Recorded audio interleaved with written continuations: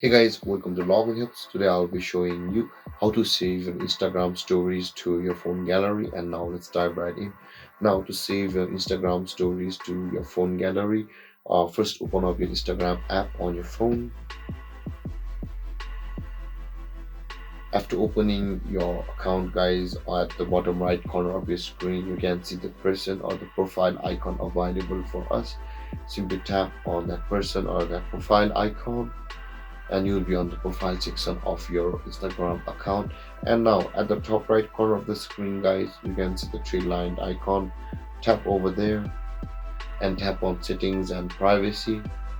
And over here, guys, from here, scroll down until you can find the archiving and downloading option available for us.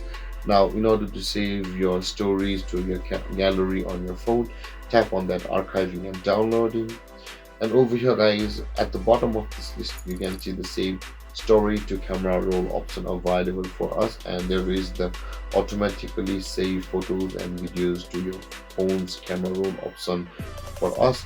Now, in order to save story to our gallery or the camera roll, simply tap on that option or the toggle icon just beside it at the right side, and your stories or your Instagram stories will be started to download on your gallery, and they will be on your gallery the moment you post them.